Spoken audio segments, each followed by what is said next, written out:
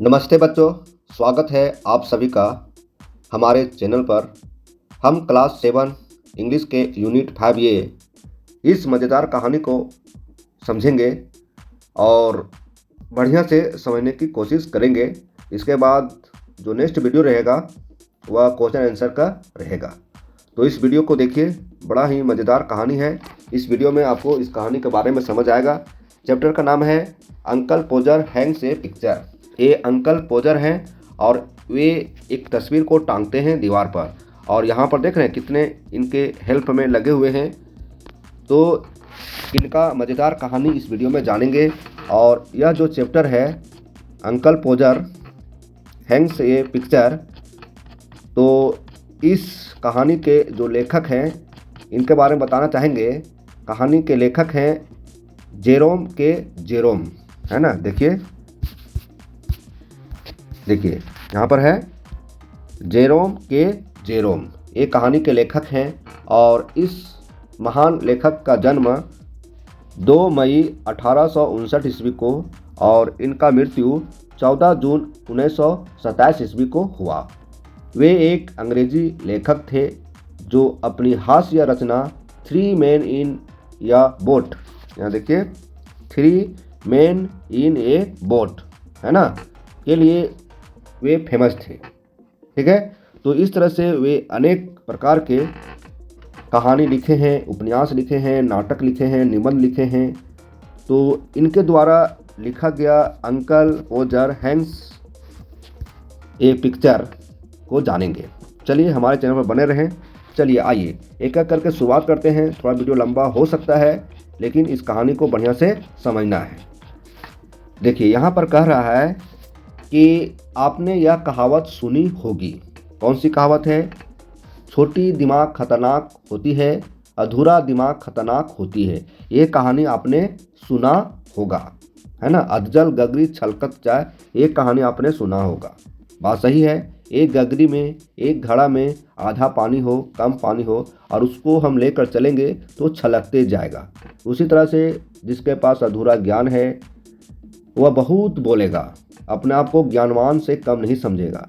लेकिन जो ज्ञानवान होते हैं वे समुद्र की तरह गंभीर होते हैं।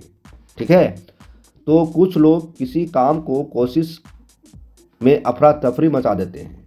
उसी टाइप के हैं अंकल पोजर, जो छोटा सा काम कर रहे हैं और उस काम को करने में सभी जो घर के मेंबर हैं वह व्यस्त हैं, सभी को अपने काम में हेल्प के लिए रखे हैं।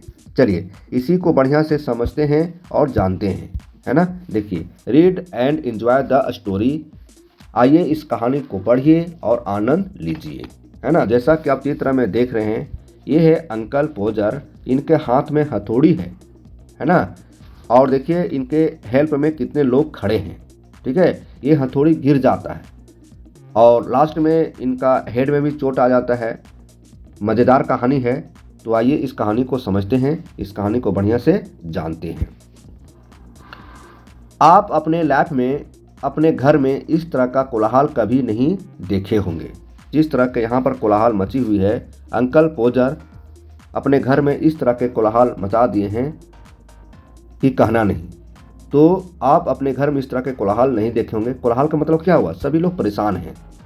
ये अंकल पोजर हैं और जब ये अपना काम करते हैं तो छोटा सा काम को भी बहुत बड़ा रूप दे देते हैं।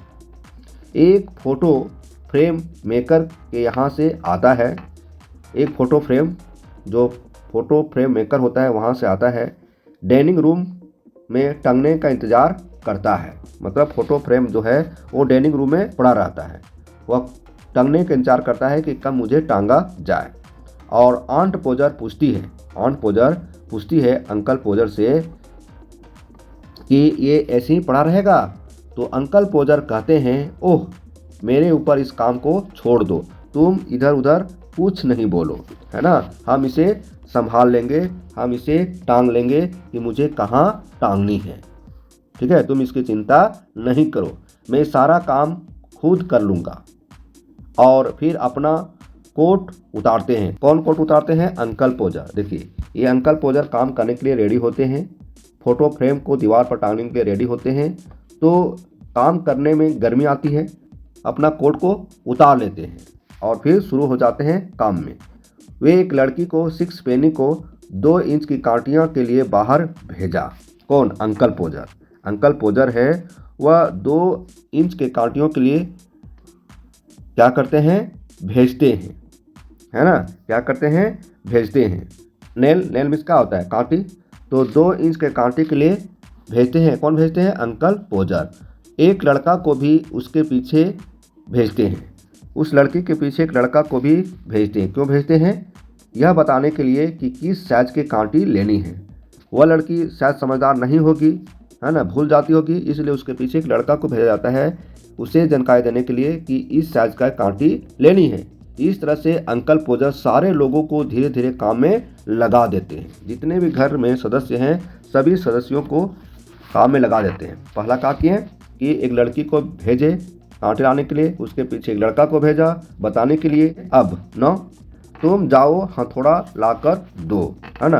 हैमर मीन्स क्या होता है? हथौड़ा होता है। हथौड़ा को मांगा जाता है ना।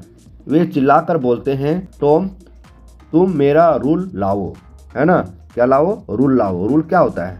रूल मतलब जैसे दीवार पर यहाँ पर ठोकना है कि तो यहाँ से मिलान किया जाएगा, यहाँ से मिलान किया जाएगा, यहाँ से मिलान किया जाएगा, यहाँ से मिलान किया जाएगा, मतलब सीधा होना चाहिए, तब ना फोटो फ्रेम सीधा रहेगा। तो टॉम को बोला जाता है कि तुम मेरा रूल लाओ, ठीक है।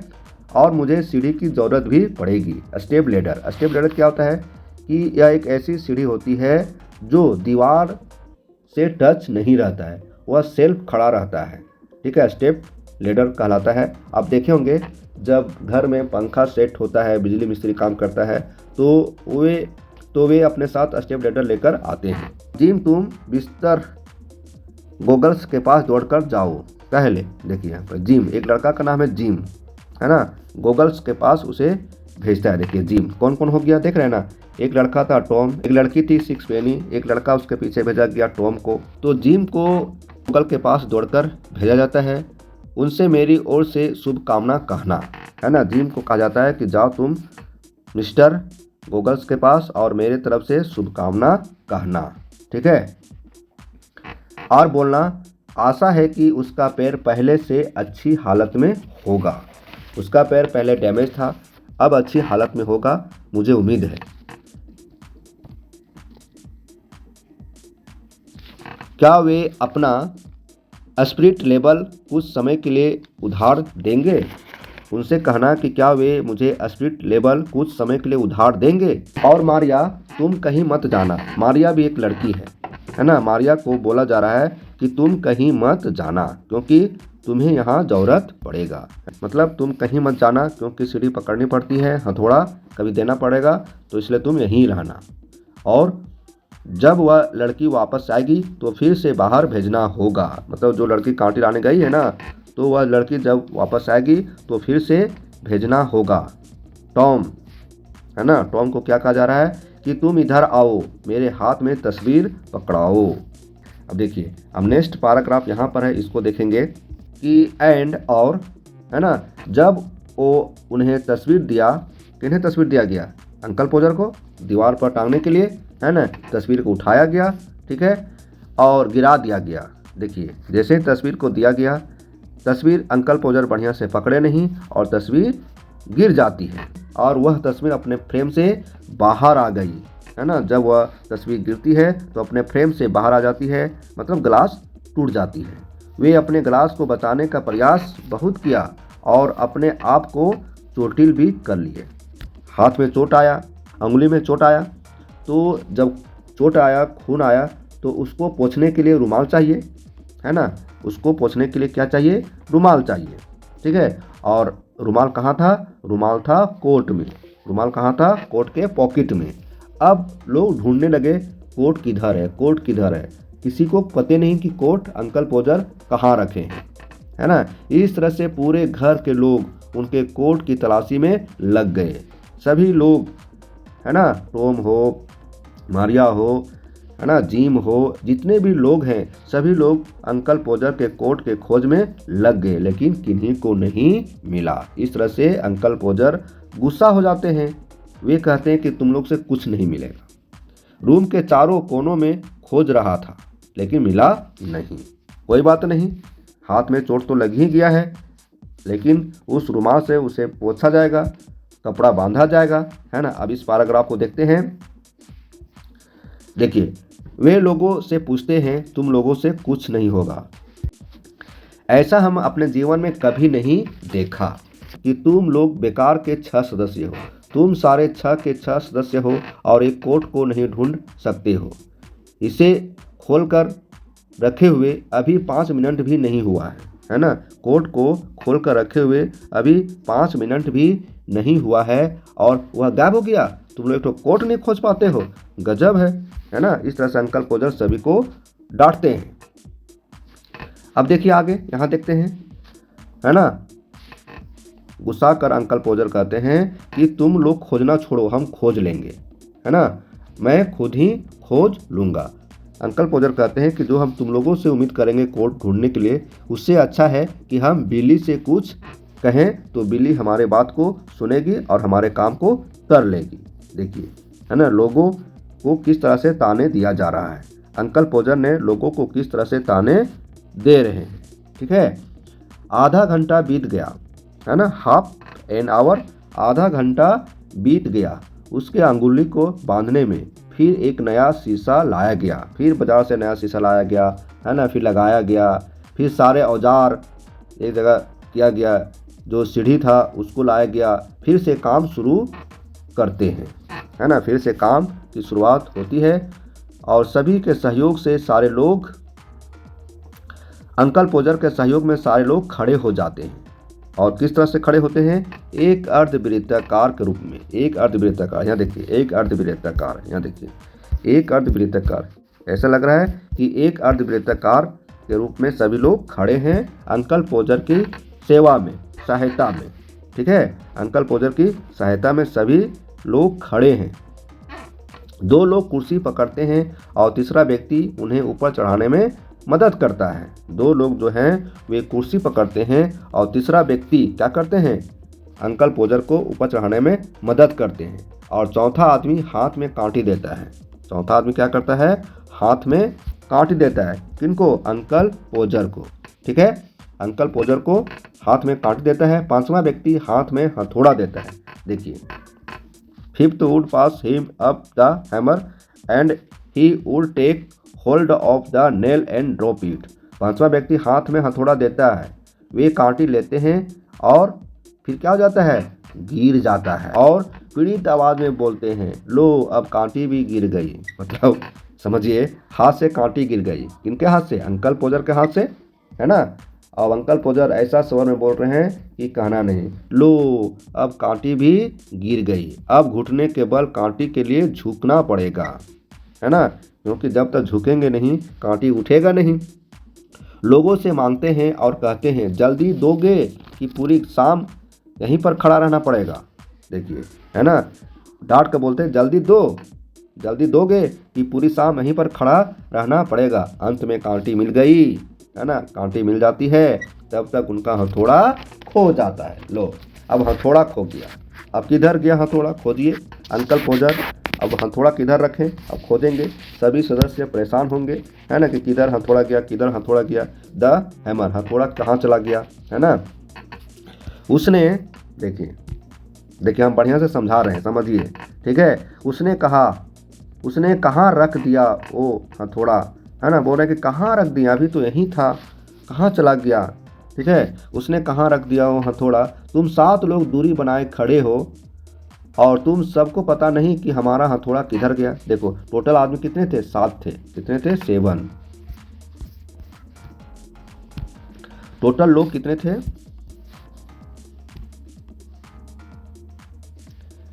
टोटल लोग कितने थे? 7 थे, है ना, 7। और 7 लोग क्या है? गैपिंग में खड़े हैं चारों तरफ, है ना, दूरी बनाकर खड़े हैं। और हमारा हथौड़ा किधर गया ये आप लोगों को पता नहीं है। एक हथौड़ा नहीं देख पाते हैं। कौन बोल रहे हैं? ये बोल रहे हैं अंकल पोजर। कोई बात नहीं, चलिए वी वुड, इस पैराग्राफ को देखते हैं। वे लोग उनके लिए हथौड़ा खोजे और दीवार पर लगाए गए चिन्ह नजर नहीं आया। देखिए, हथौड़ा की खोजाई होता है ना, हथौड़ा को खोजा जाता है, लेकिन जो दीवार पर चिन्ह लगाया गया होता है वो गायब हो जाता है।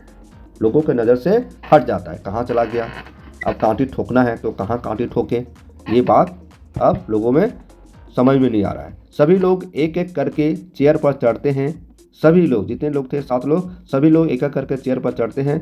सभी लोग चीह को दीवार के अलग अलग जगह पाते हैं। मतलब कोई बोल रहा है कि यहाँ पर है, देखो यहाँ पर है, कोई बोल रहा नहीं यहाँ पर है, कोई बोल रहा नहीं यहाँ पर है, कोई बोल रहा नहीं यहाँ पर है। मतलब एक बात मान के चलिए, अंकल पोजर दीवार पर ठोके ही नहीं थे तो चीह बनता कैसे। अगर ठोके भी होंगे तो हल्का सा। अब लोगों के नज़र में तो आ नहीं रहा है कि चीह किधर है। अब लो फिर चीह को लगाइए, फिर मिलान कीजिए स्केल से। अंकल पोजर सभी को मूर्ख कहते हैं कि तुम लोग एकदम मूर्ख हो, है ना, एकदम तुम लोग क्या हो, मूर्ख हो। क्यों? क्योंकि एक चीह को ढूंढ नहीं पाते हो। एक एक करके उतरने के लिए कहते हैं और रूल लेते हैं और दोबारा मापते हैं और पाते हैं कि उन्हें 31.5, देखिए 31.5 38 इंचेस है ना, यहाँ पर है हाफ 31 एंड 38 इंचेस, मतलब 31.5 और 38 इंच के दीवार मापते हैं, है ना। किन्हीं को चीह नहीं मिला। अब अंकल पोजर फिर से क्या करते हैं, दीवार को मापते हैं। एक तरफ से 31.5 और दूसरे तरफ से 38 इंच, है ना, पाते हैं और फिर वहीं पर वे दाग दे देते हैं और फिर वहीं पर वे क्या करेंगे, कील को ठोकेंगे। देख रहे हैं। चलिए नेक्स्ट पेज की ओर बढ़ते हैं, इस पैराग्राफ को देखते हैं। देखिए, घर के लोग भी उस माप को अपने अपने दिमाग में रखने की कोशिश करते हैं। घर के लोग भी चाहते हैं कि इस माप को हम दिमाग में रख लें। न जाने अंकल पोजर फिर हमसे पूछ बैठे, यानी तो वे भूल जाए कि कितना इंच हुआ था, 31.5 एक तरफ से और एक तरफ से 38 इंच। तो सभी लोग चाहते हैं कि हम इसे दिमाग पर रख लें, ठीक है, और अलग अलग परिणाम पर पहुंचते हैं तथा एक दूसरे को मजाक करते हैं। एक दूसरे में हंसी मजाक होता है क्योंकि टाइम तो बहुत हो गया है एक कील ठोकने के लिए। इस तरह दिमाग से नंबर निकल जाता है। क्या हो जाता है, निकल जाता है। मतलब आपस में मजाक जब करते हैं ना तो किसी के दिमाग में ये नंबर रहता नहीं है, निकल जाता है और अंकल पोजर को दोबारा मापना पड़ता है। अंकल पोजर तो गुस्सा हो रहे हैं कि एक ही काम को हम इतना देर से करें फिर भी हम सक्सेस नहीं हो रहे हैं, ठीक है। सभी लोगों के दिमाग से ये नंबर गायब हो जा रहा है। He would use a beat, है ना, वह इस समय एक धागे के टुकड़े का प्रयोग करते हैं। धागे के टुकड़े का प्रयोग करते हैं।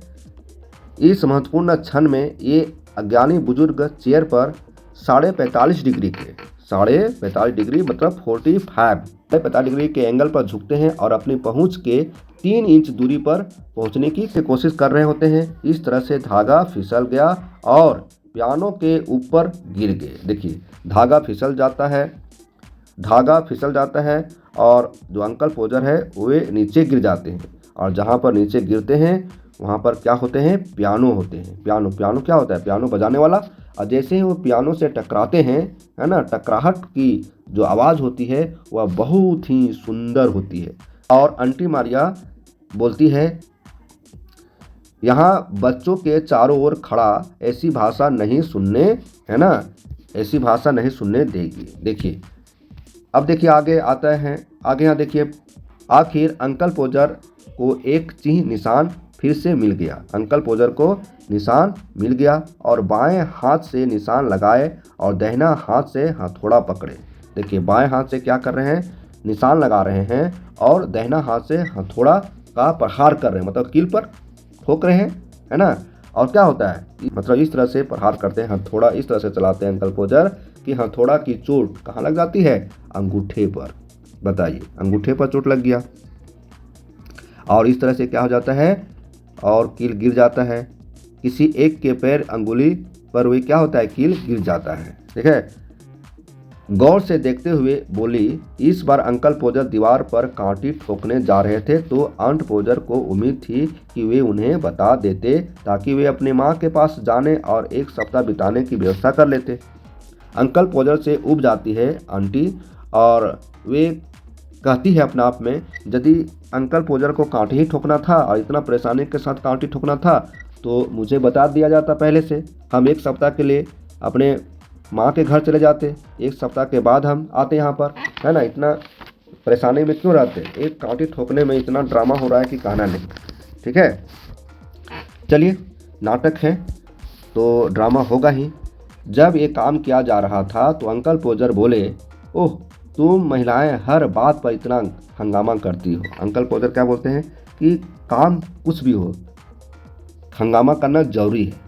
तुम सब भी है ना इस काम पर हंगामा करती हो, है ना। ऐसा हो रहा है तो क्या करें, बार बार हथौड़ा गिर जा रहा है, कांटी गिर जा रहा है, निशान मिट जा रहा है। तुम लोग भी तो देख रहे हो ना, तुम लोग भी तो देखो कि निशान कहाँ है। जब दूसरी बार कोशिश की गई तो कांटी दीवार के प्लास्टर के भीतर चली गई। देखिए, जब अंकल पोजर दूसरी बार कोशिश करते हैं, मतलब जोर से मारते हैं, तो क्या होता है, कांटी जो है दीवार के प्लास्टर के भीतर चली जाती है।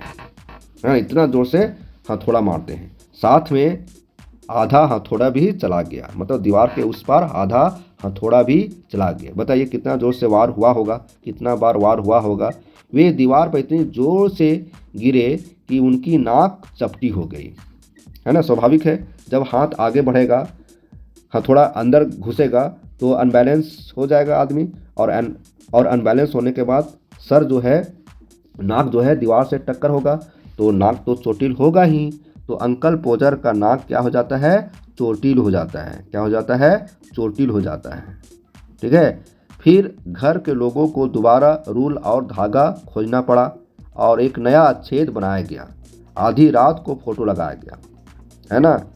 आधी रात को फोटो लगाया गया, बताइए, आधी रात को फिर से रूल आया, धागा आया और फिर से कोशिश किया गया। इस तरह से काम करते करते करते करते आधी रात हो गई, है ना।